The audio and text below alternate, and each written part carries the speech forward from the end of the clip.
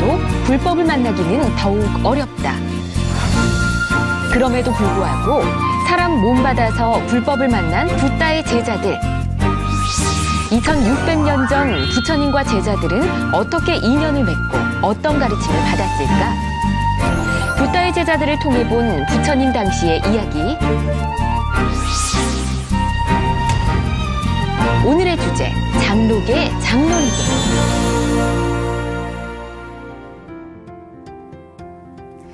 부처님의 지혜로 마음의 병을 치유하는 시간. 안녕하세요. 전현수 박사의 마음테라피 전혜원입니다. 그리고 제 옆에는 행복주치 정신과 전문의 전현수 박사님 나와 계십니다. 안녕하세요, 박사님. 네, 안녕하세요. 네, 반갑습니다. 네. 장록의 장론이계. 네. 오늘 그 두 번째 시간인데요. 네. 지난 시간에 이 법납이 20년 이상이고 네. 지혜와 덕망이 높은 비구를 장로, 그리고 그러한 비구니를 장로니라고 말씀해 주셨는데 그 의미를 좀 다시 짚어보고 오늘 시작해보면 어떨까 합니다. 그렇죠. 이제 장록의 장론이계가 가지는 중요성이 굉장히 높아요. 네. 높고 이제 그거는 부처님의 가르침은 진리다. 누구든지 하면 그대로 될 수 있다. 그게 가장 중요한 의미고요. 그 다음에 이제 그 장록의 장론이계를 보면 그 당시에 어떤 이 비구들이 또 비구니들이 어떻게 살았나 하는 것, 또 그분들이 어떤 마음가짐으로 살았나, 또 그 당시의 시대상, 뭐 여러 가지가 많이 들어있는 귀중한 어떤 보고예요. 네. 네. 오늘도 또 열심히 이야기를 들어보도록 하겠습니다. 네. 그리고 방송이 나가는 동안 방송포교 후원 전화 열어놓고 있습니다. 060-800-7000번으로 동참해 주신 분들 중에서 저희가 매주 한 분을 추첨해서 박사님의 저서 선물로 보내드리고 있으니까 오늘 많은 참여 부탁드리겠습니다. 박사님, 저희가 지난 시간에 이야기한 것 중에 7살인데 아라한인 경우가 있었잖아요. 그렇죠. 과연 이게 진짜일까 굉장히 궁금했었거든요. 그렇죠. 그래서 이제 나도 그걸 보고 아이에 대한 인식을 좀 바꿔야 되겠구나 이런 생각을 했어요. 우리는 아이 하면 뭐 그냥 아무것도 모르고 마음대로 해도 되고 이런데 아이도 아이 나름인 것 같아요. 그러니까 가장 적은 나이로 깨달을 수 있는 아라한이 될 수 있는 그 어떤 그 나이가 7살이에요. 7살 이하는 없더라고요, 보니까. 7살이, 그러니까 아이도, 어떤 과거 생이 어떻냐에 따라서 뭐 준비가 된 아이는, 근데 이 7살 아란이 된 7살 비구들의 특징은 출가하고 바로 깨달아요. 그날 뭐 이제 출가하고, 그 다음에 해가 지기 전에 깨닫고, 하여튼 빠른 시일 내에 깨닫는. 그거는 이미 준비가 많이 된 경우 같아요. 이제 나이 들어서 출가한 사람들은 보면은 뭐 시간이 많이 걸린 사람들도 있거든요. 근데 7살 아라한들은 보면 출가하자마자 바로 깨닫는 경우가 많아요. 그렇군요. 우리가 보면 주변에서도 뭐 특출난 천재나 신동소리 듣는 사람이 분명히 있잖아요. 네, 맞습니다. 그래서 7살 아란의 경우도 이런 경우가 아닐까 하는 생각이 듭니다. 그리고 또 불교와 특별한 인연이 있는 것 같기도 하고요. 그렇죠. 이 보면 이제 아라한들이 이제 7살 아라한이 4사람인데 오늘 한 3사람을 소개할 거거든요. 그런데 첫 번째 경우는 보면은 이제 부처님께서 그 높은 땅 위에 그 나무그늘 밑에서 걷고 있는 걸 이제 얘가 본 거죠, 아이가. 아이가 보고 이제 올라가서 이제 절을 하고 예배를 하고 이제 좀 뭐랄까, 옷을 한쪽 어깨에 걸치고 손을 모으고 이런 이제 부처님 따라간 거죠. 부처님 따라가니까 부처님께서 어떤 그 예리한 질문을 이래 했어요. 했는데 얘가 전혀 두려움 없이 망설임 없이 분명하게 대답했어요. 그러니까 그 대답을 듣고 부처님께서 너가 언제든지 나를 만나고 싶으면 오라. 이런 말 거의 안 하시거든요. 아주 특별한 경우만 해요. 너가 언제든지 나를 만나고 싶으면 오라. 이 말이 바로 수계식인 거예요, 그게. 그래서 바로 출가해요. 알아보신 거네요. 네, 알아보셨죠. 바로 출가해서 바로 그 최후의 몸을 이루었다 이래 나와요. 그러니까 그 말은 뭐냐면 아라한이 됐다는 거예요. 이 생이 마지막이라는 거예요. 그걸 최후의 몸이라고 보통 표현하거든요. 아라한이 되면서 부처님은 가르침은 진리다. 이게 이제 그 개성에 나와 있어요. 그렇군요. 그렇게 알아보신 부처님도 대단하신 것 같고, 그렇죠. 대단하신 그 어린 나이에 부처님을 이렇게 따라간 그 아라한도 대단한 것 같습니다. 그렇죠. 또 다른 아라한은 어떤 경우인가요? 그 다음 아라한은 이제 아주 부모가 기도를 많이 하고 선행을 많이 하고 난 뒤에 얘를 낳아요. 그러면서 얘를 아주 그 어려움 없이 키워요. 예. 그렇지만 이제 그 부모님도 대단한 것 같아요. 그쵸. 그런 귀하게 낳은 아들 또 그리고 잘 자란 애를 부처님한테 데려와요. 그래서 얘가 참 우리가 힘들어서 얘를 얻었고 예. 얘는 아무런 어려움 없이 살고 있는데 얘를 부처님의 시자로 바치겠습니다. 하니까 부처님께서 아난다를 불러요. 예. 얘를 출가시켜라. 얘는 훌륭한 수행자가 될 것이다. 해가지고 하는데 이미 그날 이 해가 지기 전에 마음이 해탈해요. 얘가. 7살 아란이요? 예, 7살 우와. 애가 마음이 해탈하면서 부처님께서 선정해서 놓아서 오 받다요 그래요. 그게 이제 그냥 그게 바로 수계식이에요. 그래가지고 출가해서 삼명을 얻어요. 와, 그렇군요. 받다 장로가 되겠네요. 예, 그러면. 그렇죠. 받다 장로. 그 부모님께서도 참 대단하시다라는 생각이 듭니다. 네, 7살의 아란 3명을 오늘 얘기해 주신다고 하셨는데 나머지 한 분은 어떤 분인가요? 이분은 이제 수마나 장로예요. 수마나 장로. 예, 수마나 장로인데 신통력이 대단했어요. 7살인데 어떻게 그런 신통력인지 모르겠어요. 그 개송해 보면은 그 용왕 엄청난 그 신통을 가지고 용왕을 자기가 무찔렀대요. 예. 그리고 아노다따라는 그런 호수가 있는데 네. 거기서 이제 물을 기르다가 부처님께 이제 갖다 드린 거죠. 그러니까 부처님께서 사리불한테 저 행자성, 나이가 어리니까 예. 행자성은 참 대단하다. 이 어떤 마음이 맑고 깨끗하고 그다음 자기 할 일도 잘하고 그러면서도 신통력이 대단하다. 아누르타의 시자였다 그래요. 예. 아누르타 존자의 시자인 그건 참 대단하다. 그러면서 이 평온의 최상의 평온의 경지를 얻은 거예요. 얻어서 부동의 경지를 얻었어요. 얻었는데도 과시하는 마음이 없이 어떤 걸 마음속에 하냐면 사람들이 나를 알아보지 못하기를 이제 그걸 염원할 정도로 겸손하다 이거죠. 그렇군요. 7살의 아란 3분을 이렇게 소개를 해주셨는데 불법 안에서는 나이와 성별 상관없이 또 출가한 순서대로 깨달음을 얻은 대로 인정을 하는 것 같습니다. 그럼 7살 아란 같은 경우는 다른 분들이 존대를 했을까 또 이런 부분도 궁금하거든요. 그러니까 이제 참 그게 아주 미묘한 문제예요. 내가 이제 남방에 가서 느낀 게 내가 미얀마 가서 이제 그 센터에서 생활했건 절에서 생활할 때 보면 그 절에서는 가르친 최고의 스승이에요. 근데 법납이 그래 많지 않으면 그냥 법납대로 밥을 타요. 그렇군요. 그렇다 해서 그분을 뭐 특별히 막 이러진 않아요. 그러니까 내가 볼 때는 아란이고 하니까 나름대로 뭐 필요할 때는 뭐 이렇게 예의를 갖추고 존중했겠죠. 하지만은 법납에 따라서 또 움직여요, 이렇게. 그러니까 그게 꼭 깨달았다 아란이 됐대서 그 사람 그 어린애를 막 이래 모시고 그러진 않을 거예요. 이제 또 사원 생활이라는 게 있거든요. 아란이라도 청소는 다 하죠. 청소도 그쵸. 하고 뭐 자기 할 일 다 하죠. 그렇지만 또 뭐 사람들한테 또 이래 가르칠 때는 가르치겠죠. 그게 조금 이제 이 깨달음 중심 사회가 아니에요. 그렇군요. 좀 그런 점이 있어요. 근데 지난 시간에 이 장로계와 장로니계가 가지는 의미가 이제 부처님의 가르침이 보편적인 진리다 이런 걸 또 증명하는 단계라고 또 말씀해 주셨잖아요. 그렇죠. 이런 예를 또 들어볼 수 있을까요? 그렇죠. 이 장로계, 장로니계에서 무수히 나와요. 그런데 나오거든요. 그거 보면 이제 어느 개송을 보면 이제 안글을 끝내고 만행에 나섰다. 내가 삼명을 얻었다. 부처님의 가르침은 틀림이 없다. 이런 말이 나와요. 그러니까 이 삼명이라는 게 이제 그 불교의 가장 핵심이에요. 아란이 되는 데는 뭐 육신통 또는 삼명이라는데 삼명을 부처님께서도 마지막에 삼명을 얻으시고 아란이 되거든요. 삼명을 얻었다는 그 이 장로니 숫자를 내가 한번 세봤어요. 세보니까 83분이 삼명을 얻었다는 구체적인 표현이 있어요. 다른 분들도 뭐 다 번뇌가 없어졌다, 뭐 최후의 몸이다 이러는데 삼명이라는 걸 분명히 언급한 사람이 83분이에요.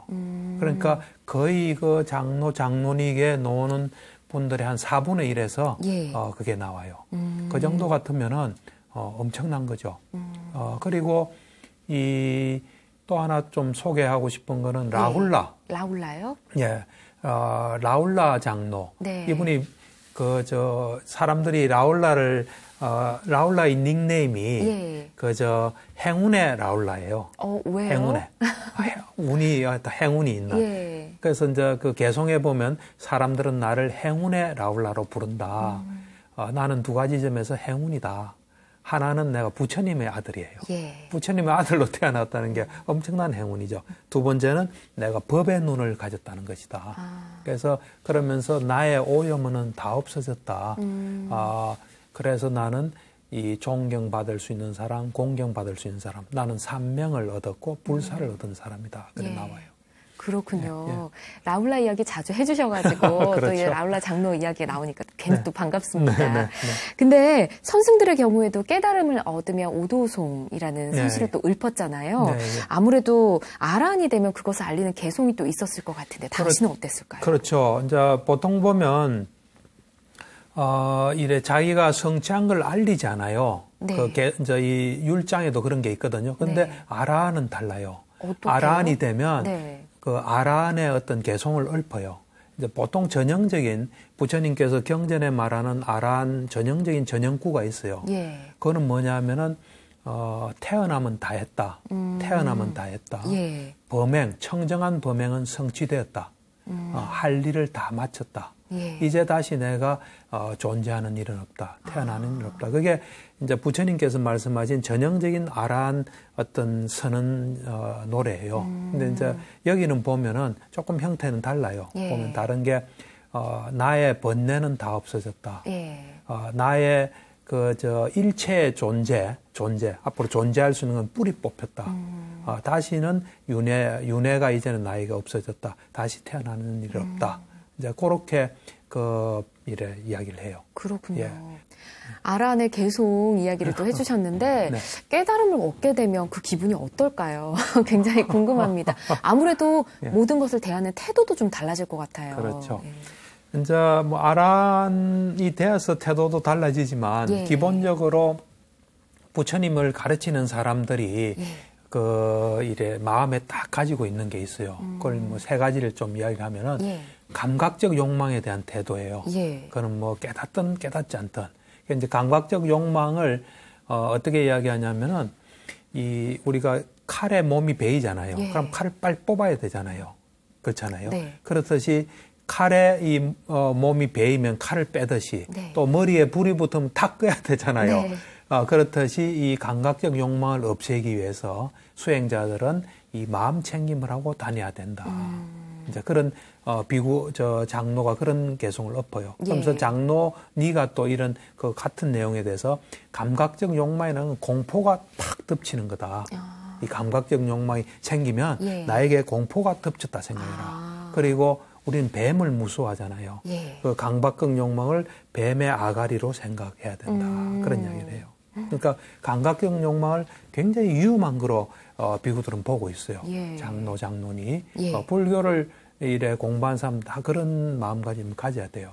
그게 이제 있고, 두 번째는 뭐냐면 이제 되도록이면은 그 부처님께서 그랬잖아요. 무소의 뿔처럼 혼자서 가라 그랬잖아요. 그런 것처럼 이 경전 개송에도 보면 재밌는 개송이 있어요. 이 사람들이 나다닐 때는 머물러라. 사람들이 막 다니면 머물러라. 또 사람들이 머무르면은 또 멀리 떠나라.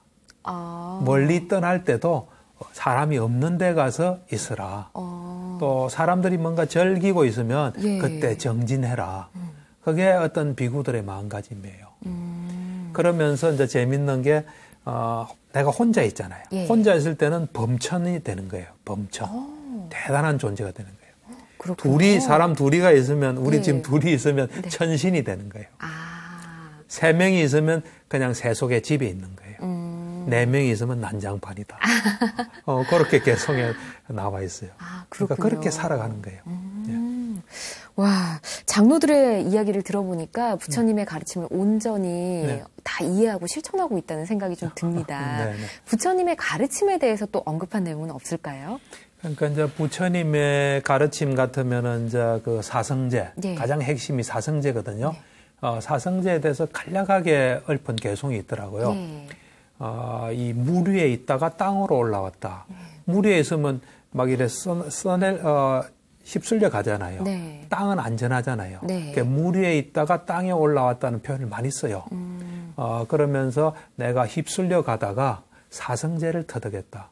그게 바로 땅 위에 안전한 땅에 올라온 거예요. 사성제에 대해서 그런 표현을 썼고, 예. 그 다음에 이래 보면은 우리가 육근이란 게 있어요. 육근. 예. 우린 육근으로 이루어져 있어요. 눈, 귀, 코, 혀, 몸, 정신 돼 있는데 이 육근 중에서 이 의근, 이 정신과 앞에 있는 5가지 관계에 대해서 명확하게 설명한 게 있어요. 그건 뭐냐면 원숭이가 문이 5개 있는 집. 네. 그 문이 5개 있는 집이에요, 원숭이. 그 문을 달랑달랑 하는 거예요.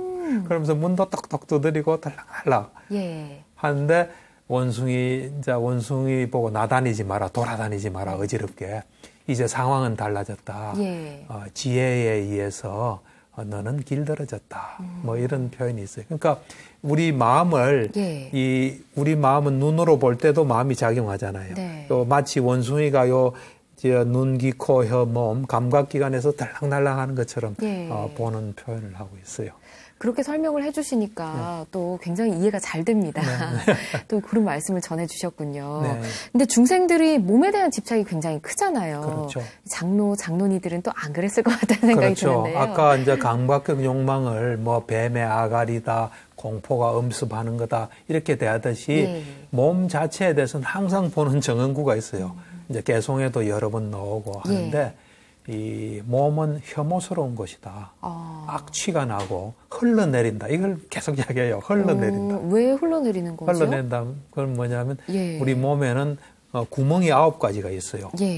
구공탄이죠. 구공탄. 뭐 구멍 9개, 세보면 9개예요. 거기서 항상 뭐가 흘러내리고 있다. 그렇게 비구들은 봤어요. 그렇군요. 와, 어떻게 그렇게 생각하실 수 있었을까요? 근데 부처님 말씀을 보면 화나 분노를 다스리는 방법도 굉장히 많이 말씀을 하시잖아요. 그렇죠. 보면은 이제 이 화를 다스리는 거, 또 남을 해치는 게 어떤 의미가 있는지 이걸 잘 이야기를 하고 있고, 사실 이 개송은 우리 전에 방송에서도 좀 했어요. 했고. 이 부처님께서 그 상주다니까 욕설경에 나오는 이야기예요. 그거를 개송에 그대로 반복하더라고요. 반복하면서 거기다 하나만 붙여요. 어떤 걸 붙였나요? 어떤 걸 붙이냐면 이 화가 날 때 이 부처님께서 한 그 톱의 비유라는 게 있어요. 톱의 비유를 상기하라 하는 걸 하나 딱 붙여요. 개송에. 그러니까 앞에 거는 욕설의 경에 나오는 부처님 개송이에요. 그 개송을 이제 여러분이 이야기를 하고 있어요. 그 내용은 뭐냐면 우리가 사실은 화날 때 이 개송만 항상 외우고 있어도 화를 잘 다스릴 수 있어요. 이제 부처님 이 상주다니까 욕설경에 보면은 부처님한테 뭐 엄청 욕을 막 하는 사람한테 부처님께서 잘 하니까 당신도 화내고 있지 않느냐 이런 말을 하거든요. 그 사람한테는 부처님이 지혜롭게 편안한 마음으로 이야기하는 거 누구 약 올리는 것도 아니고 화내는 것처럼 느껴졌을 거예요. 그래서 화내는 거 아니냐 할 때 부처님께서 이 개송을 말씀하세요. 뭐냐면은 자신을 잘 길들이고 이 바른 방법으로 생계를 이끌고 바른 지혜로 구경의 지혜로서 해탈하고 그 다음에 지극히 안온한 상태에 이르는 그런 그 분노가 없는 자가 어떻게 화를 내겠나. 이 분노하는 자에 맞서서 이제 이 분노를 하게 되면은 그로 인해서 이 악이 자꾸 생기는 거예요. 근데 분노하는 자를 맞서서 분노하지 않으면 아주 어려운 전쟁에서 이기는 거다. 이 나 자신과 남의 이익을 같이 도모하는 사람 있잖아요. 나도 좋고 상대방도 좋은. 그것을 도모하는 사람은 화내는 사람이 있으면 그때 마음 챙기고 고요하게 그 사람을 대한다. 그래서 나도 구제하고 남까지 구제하는 사람을 화내고 있다고 말하는 사람은 어리석은 사람이다. 그 사람은 법을 모르는 사람이다. 뭐 그런 개송이에요. 그렇군요. 아, 부처님이 가르쳐 주신 대로 똑같이 수행. 그리고, 예. 이제, 두 번째, 아까 제가 두 번째로 네, 그 빼먹었는데 두 번째 뭐냐면, 우리가 이제 남을 해치잖아요. 뭐 화내는 것도 마찬가지예요. 예. 남을 해치는 사람은 자기부터 먼저 해친다는 걸 개송에 나와 있어요. 그러니까, 나를 먼저 해치고, 그 다음 남을 해친다. 새를 잡는 사람이 새를 미끼를 삼아요. 요 새가 있다고 짹짹짹 해야 올 거 아니에요. 네. 새를 미끼로 잡아서 새를 가듯이 이 남을 해친 자는 자기를 잘 해친다 하는 게 그 개송에 나와 있어요. 네. 항상 보면 내가 남한테 뭔가 아주 나쁜 거를 이래 하고 싶잖아요. 그러면 얘를 비유해서 남한테 이 뜨거운 공, 쇠 공을 던져서 던지면 제일 타격을 입을 거 아니에요. 예. 그때 그걸 내가 쥐어야 되잖아요. 그 뜨거운 공을 쥐어야 되잖아요. 예. 내 손부터 먼저 타는 거죠. 네. 그러고 남한테 하여튼 해를 끼친 사람은 자기가 먼저 해를 입게 돼 있다 하는 것이 이제 잘 나와 있어요. 네. 가르침 언제 들어도 꼭 기억해야겠다는 생각을 매번 다짐하게 외우는 됩니다. 게 중요합니다. 그러니까요. 예. 부처님의 가르침을 이렇게 열심히 수행을 하다 보면 예. 제자들도 예. 육신통, 천한통 뭐 이런 얘기를 많이 하시잖아요. 예, 하죠. 얻을 수 있을까요? 당연하게 얻죠. 그러니까 지금은 육신통 얻은 사람이 그리 많지 않으니까 예. 뭐 거의 드무니까 그거 뭐 과연 맞겠나? 그거 좀 이상하다. 뭐 신화적인 이야기다. 그거는 진실이 아니다. 뭐 이런 이야기를 하는 사람도 있거든요. 예. 근데 오늘 우리가 지금 장로계 장로니계를 보면은 그런 경제 이런 사람이 네. 수없이 많아요. 그러니까 그 당시는 열심히 했기 때문에 됐고 예. 지금은 열심히 안 하기 때문에 안 되고 하면 누구든지 그걸 얻을 수 있어요. 우리가 가진 인간의 능력이에요. 그게. 예. 그렇군요. 네, 불교는 윤회를 말하다 보니까 전생 이야기를 또 계속 하게 되잖아요. 그렇죠. 아무래도 깨달음을 얻게 되면 네. 자신의 과거도 좀 돌아보는 그런 장로도 있지 않았을까 싶습니다. 많았죠. 많은가요, 이번에도? 내가 이제 3명을 깨친 사람 할 때, 예. 그 83명 있다 그랬잖아요. 예. 그것뿐만 3명 언급은 없지만은 나는 나의 과거 생을 알았다. 그건 굉장히 많아요. 많고. 그래서 이제 우리가 과거 생을 기억하는 것을 이제 숙명통이라 그러거든요. 예. 이제 부처님께서 이제 누가 제일이고 이걸 말씀하셨거든요. 예. 그러면서 이제 부처님께서 이 전생을 기억하는 자 중에서는 소비따 비구가 제일이다. 예. 할 때 이제 소비따 비구가 이 숙명통으로 어디까지 기억하냐면 우리가 이제 이 우주가 한번 생기고 깨지는 걸 급이라 그래요. 예. 그 500급을 기억해요. 500급. 그러면서 그 500급을 하룻밤 사이에 기억해요. 오. 그래서 개송해 보면은 예. 지혜로운 내가 마음 챙기고 열심히 노력해서 지난 밤에 500급의 과거생을 기억했다. 그러면서 사념처, 예. 칠각지, 팔정도를 내가 수행해서 예. 500급을 기억했다. 하면서 500급 기억한 이야기를 해요. 네. 그 다음에 또 이제 꽃다마라는 또 장로는 예. 이제 나는 이제 과거생을 봤죠. 보면서 그 지옥에도 내가 갔었다. 네. 그 다음 악귀 세계도 여러 번 들어갔다. 축생의 괴로움도 내가 오랫동안 많이 겪었다. 또 이 인간에도 많이 태어났다. 인간 세상에도 태어나고 예. 또 천상에도 태어나고 색계, 무색계, 비상, 비비상체도 내가 머물렀다 예. 하는 이제 그러면서 자기가 보니까 이제 그런 윤회하는 것들을 많이 보고 예. 난 뒤에 이제 이 사람이 생성된 것은 이 본질이었고 변하고 흔들리고 동요하구나. 이 모든 것은 내가 내로 인해서 생긴 거구나 예. 해가지고 노력해서 이제 그런 데서 벗어나는 그걸 해요. 와, 대단하신 분들 같습니다. 근데 이렇게 이야기를 듣다 보면 정말 하룻밤 사이에 모든 것을 깨달으신 분도 있는가 하면 아니면 정말 고된 수행을 계속 거쳐서 어렵게 또 깨달음 얻으신 분도 있잖아요. 그렇죠. 장로 중에도 혹시 정말 어렵게 깨달으신 분이 있으실까요? 그렇죠. 장로니 한 분씩 예. 진짜 너무 힘들어서 자살하는 그 순간에 이제 깨닫는 분이 두 분 나오더라고요. 예. 뭐 여러 가지 희귀한 경우가 많아요. 장로 한 분은 자기가 이제 출가한 지 25년이 됐어요. 예. 25년이 됐는데 그 감각적 욕망 때문에 그쪽에서 이게 손을 탁 튕기는 동안 이 짧은 시간이잖아요. 이 짧은 시간에도 자기가 편안한 적이 없었대요. 이제 수행은 진척이 안 되고. 예. 그래서 저를 뛰쳐나온 거죠. 울면서 나와서 이제 내가 이제 죽어야 되겠다. 그래서 이제 면도칼을 들고 이게 탁 그걸 나는 순간에 예. 지혜로운 생각이 탁 든 거예요. 예. 들면서 이렇게 한다는 건 재앙이다. 그러면서 어떤 자기가 항상 추구했던 감각적 욕망 예. 그런 것들이 혐오스럽다는 걸 알았어요. 알고 그 다음에 거기서 이래 탁 깨달아요. 이렇게. 그러니까 자살 그 일보 직전에 깨닫는 예. 거죠. 또 다행입니다. 시하라는 장로니가 있었어요. 예. 그분은 이제 7년 동안 네. 이 지혜롭지 못해가지고 감각적 욕망이 엄청 시달려요.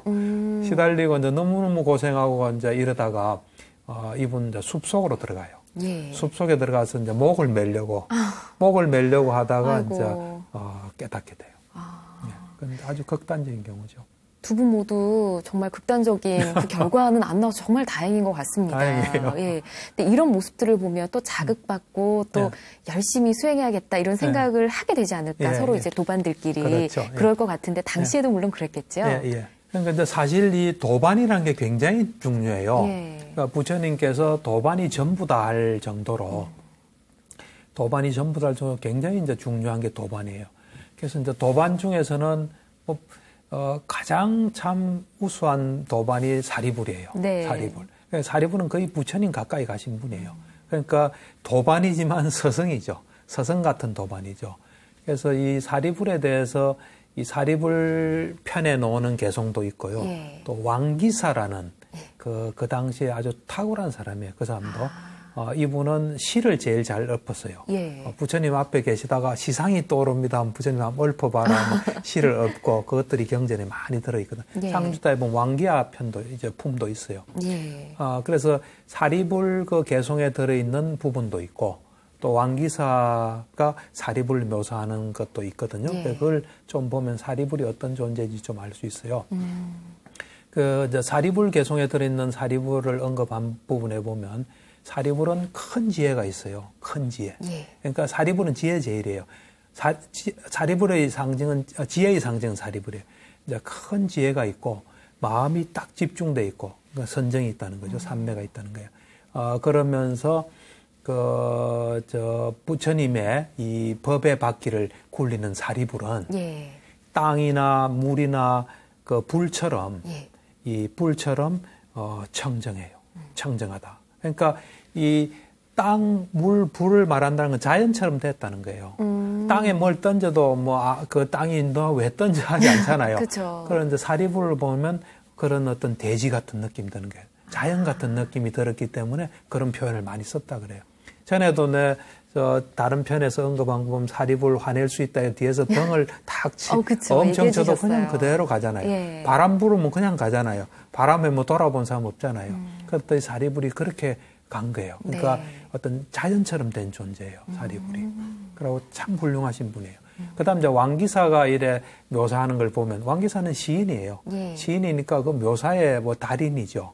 그래서 그분이 이제 이 사리불에 대해서 이제 언급하는 걸 보면 이 사리불은 깊은 지혜가 있고 그 다음에 어떤 이 총명한 예지가 있고 네. 그 다음에 온갖 도에 통달한 그 사리불이 이 사람들한테 이제 이렇게 설법을 해요. 네. 설법을 한 걸 보면은 간략하게도 하고 상세하게도 하고 자유자재로 간략하게 상세하기도 하고 구관조라는 새가 있는 모양인데 네. 잘 못 들어봐. 구관조 새가 굉장히 잘 이래 따라하는 이래 지적임이 아주 자유자재 모양. 예. 그처럼 이 구관조 새의 지적임처럼 이 자유자재로 변제를 이래 편다. 예. 이래 이야기하면서 사리불의 그 목소리가 아주 매혹적이고 듣기 좋았대요. 네. 그 감미로운 목소리를 듣는 비구들이 환희심에서 귀를 기울였다. 그런 이 장면이 나와 있어요. 그렇군요. 네. 참 훌륭한 모습들인 것 같습니다. 그렇죠. 부처님과 10대 제자들을 직접 볼 수 있었던 그 2600년 전 사람들 네. 얼마나 좋았을까라는 네. 생각이 드는데, 근데 이제 그 장로계와 장로니계를 보면 당시 모습도 알 수 있다고 하셨잖아요. 그렇죠. 여성 인권이 많이 열악했었을 것 같은데, 그렇죠. 이에 대한 개성도 있었을까요? 그렇죠. 여자 그 장로니계 보면 네. 그 당시에 이제 어떤 시대상 뭐 이런 것들이 좀 잘 나와요. 예.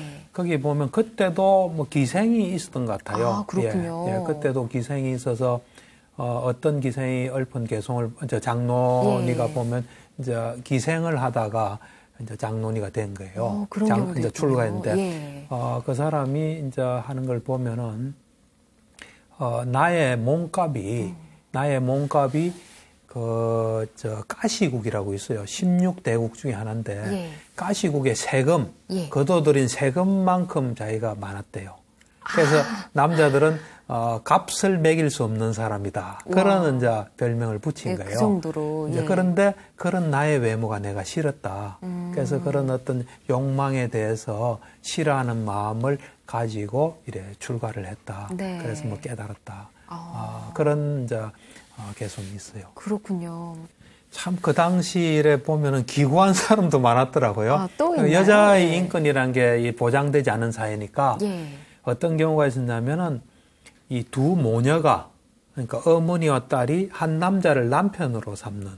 그럴 수가 있나요? 그러니까 그 시대는 그런 것들이 가능했던 것 같아요. 그러니까 참 얼마나 기구한 팔자입니까? 예. 그래서 그런 이제 엄마와 자기가 남편이 같은 거죠. 네. 그런 처지에 있어가지고 이 참 욕망이라는 게 참 그 혐오스러운 거구나, 더러운구나 하고 이 고난이 많구나 해서 이제 출가를 해서 깨닫는 그런 경우도 있고 그래요. 그렇군요. 예.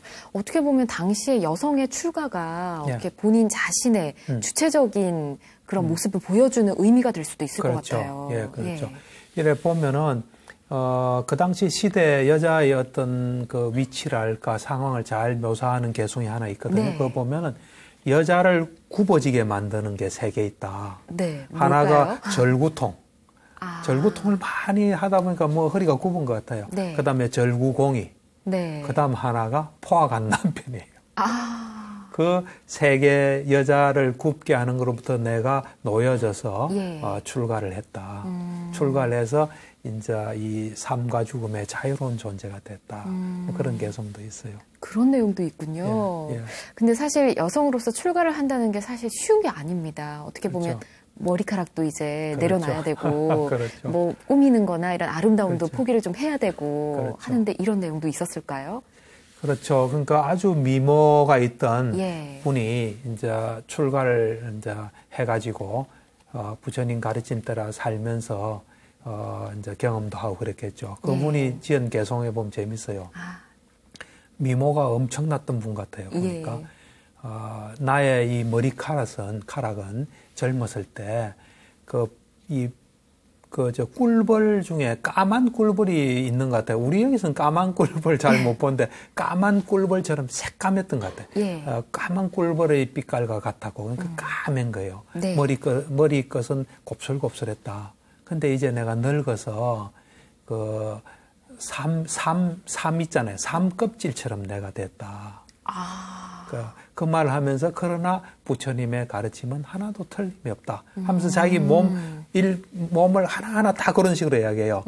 예를 들면 내 뭐 가슴은 뭐 저거 네. 했는데 해서 지금은 어떻게 됐는데 네. 부처님의 가르침은 틀림이 없다. 또 나의 뭐는 쪼개 자기 몸을 다 이야기해요. 예. 하면서 항상 그 붙여요. 예. 부처님의 가르침은 틀림이 없다 하면서 이러한 몸들로 이루어진 내 몸 이것이 넓고 찌들어서 온갖 괴로움밖에 없다. 내 몸은 이 칠이 벗겨진 그 집과 같아. 이래. 우리 칠해놓은 게 이제 벗겨지면 이상하잖아요. 예. 그렇다. 하지만 부처님의 가르침은 틀림이 없다. 이런 개성이 있어요. 뭔가 굉장히 감동적입니다. 그러니까 자신의 온몸을 통해서 부처님의 그 예. 가르침을 표현을 한 거네요. 그렇죠. 여성으로서 가장 민감한 예. 그것에 대비를 해서 쭉 이야기를 하는데 굉장히 가슴에 와닿아요. 그러니까요. 예. 그러니까 그렇게 또 열심히 노력하고 또 아름다움에 대한 집착도 버리고 했기 때문에 또 네, 장론이라는 그렇죠. 칭호를 받을 수 있었던 그렇죠. 거겠죠. 예. 그렇죠. 예. 참 그 장론이 장로도 마찬가지예요. 장론이도 보면 이 상상을 초월할 정도의 어떤 부처님에 대한 믿음과 수행이 있어요. 그런데 지금 소개하는 것도 참 어떻게 과연 그런 일이 뭐 가능했을까 하는 근데 이야기인데 실제로 있는 일이잖아요. 실제로 있었던 예. 이야기죠. 불교에는 실제로 있었던 일 외에는 없어요. 그 당시에 이제 이 아무래도 사회가 여성들이 보호를 못 받았잖아요. 예. 그렇다 보니까 이 비구니도 보호를 못 받는 세상이었어요. 내가 그렇군요. 볼 때는. 예. 예. 그래서 이제 어떤 비구니가 이제 장로니가 됐죠. 이분이 상당히 인물이 좋았던 것 같아요. 그러니까 이제 숲 속에서 이제 어떤 남자하고 마주친 것 같아요. 예. 그때 이 남자가 당신은 너무나 아름답다. 당신의 어떤 얼굴도 아름답고 몸매도 아름답고 특히 당신의 눈을 보면 내가 깊은 욕망을 느낀다 하고 그러니까 그런 건 가능하지 않다. 예. 이제 말이 안 되는 이야기가 가라고 해도 계속 그 이야기를 해요. 그러니까 이 비구니가 눈을 가지고 자꾸 이야기하는 거야. 눈을 그냥 빼요. 정말요? 눈을 빼서 이 가지 예. 가라고. 그러니까 이 사람의 어떤 욕망이 남자의 욕망이 싹 식어요. 식으면서 잘못했다고 용서를 빌어요. 이제 그러고 난 뒤에 이 장로니가 부처님께 가요. 예. 부처님의 어떤 그 청정한 모습을 보면서 눈이 다시 뭐 이렇게 복귀가 된다는 그런 이야기가 있어요. 와, 정말 정말 요즘 말로 좀 독하게 수행을 하셨구나. 엄청난 거죠. 그런 생각이 듭니다. 그렇죠. 근데 박사님께서도 수행 많이 하셨잖아요. 예. 미얀마 가서도 수행을 하시고. 예. 그러면 이렇게 이분들이 느꼈던 것처럼 뭐 그런 것들을 나도 할 수 있다, 나도 느낄 수 있다라고 생각하실 것 같아요. 그렇죠. 내 같은 경우는 이제 내 나름대로 이제 일상생활하면서도 수행을 하고 또 이제 병원을 좀 비우고 예. 수행에만 전념하고 해서 많은 걸 경험했잖아요. 부처님 말씀 하나도 틀린 게 없습니다. 그리고 내가 어떤 경험 못한 어떤 신통의 경지 이런 것도 내가 노력하면은 예. 얼마든지 그것이 경험할 수 있어요. 부처님 말씀 하나도 틀린 게 없습니다. 네, 다 할 수 있습니다. 다 할 수 있군요. 예, 예. 혹시나 안 할 뿐입니다. 그렇군요. 예. 우리 불자님들이 좀 쉽게 수행할 수 있게 좀 노하우나 이런 게 또 있을까요? 노하우는 내가 네. 볼 때 일상생활 하면서 예. 자기의 어떤 생업이나 일상생활과 이 수행이 하나가 되도록 하는 게 중요해요. 그걸 결합시키는 게 중요해요. 예. 이제 결합할 수 있는 길은 마음 챙김이에요. 현재 집중이에요. 예. 불교는 뭐 마음 챙김 교라할 정도로 사띠가 가장 중요해요. 아라한들은 하루 종일 사띠가 유지되는 사람이거든요. 예. 그래서 예를 들면 주부 같은 경우는 설거지를 하잖아요. 예. 그때 설거지할 때 거기에 집중하면 그 설거지 10분 안만큼 수행이 돼요. 그렇기 때문에 내가 이제 수행할 시간이 나면 수행하겠다 그러지 마시고 예. 생활과 수행을 결합하는 형태. 그 결합은 하는 일에 집중을 통해서 되고 이것이 굉장히 높은 수행이에요. 그렇군요. 네. 이번 주 행복 처방전 과연 또 어떤 걸 주실까 궁금해집니다. 그렇죠. 이제 저번 시간에 행복 처방전은 이제 믿음을 가지라 그랬잖아요. 네. 이제 그 믿음을 바탕으로 이제 장독에 장론익에 있는 분들처럼 열심히 자기 처지에서 노력해서 그분들이 경험했던 걸 좀 경험할 수 있도록 그래 노력했으면 합니다. 네. 지난 시간 믿음에 이어 이번 주는 노력하는 한 주 네. 보내도록 해야겠습니다. 네. 다음 시간에는 또 어떤 내용을 들어볼 수 있을까요? 이제 이번에는 그 미란다 왕문경이 있어요. 예. 미란다 왕문경인데 그 경이 굉장히 중요해요. 근데 이제 사람들은 그 경은 그냥 뭐 서양과 동양의 만남 뭐 요 정도로 이야기하는데 예. 거기 미얀마에서는 소분이가에 들어있거든요. 그게 들 정도로 엄청난 경전이에요. 엄청난 그 내용을 가진 경전이에요. 예. 그걸 2시간에 걸쳐서 좀 이야기할 거예요. 알겠습니다. 네, 또 네. 기대하도록 하겠습니다. 네, 네, 네. 오늘 함께해 주신 박사님 고맙습니다. 네, 감사합니다. 네, 시냇물이든 강물이든 바다에 이르면 똑같이 짠맛을 내는 바닷물이 됩니다. 부처님 법안에서는 무엇을 하든 성별이 무엇이든 모두 평등한 수행자라는 생각이 드는데요. 부처님 법 안에 들어온 만큼 모두 열심히 노력하는 불자님 되셨으면 좋겠습니다. 자, 붓다의 가르침으로 마음의 병을 치유하는 시간 전효수 박사의 마음 테라피 오늘은 여기까지입니다. 여러분 성불하십시오.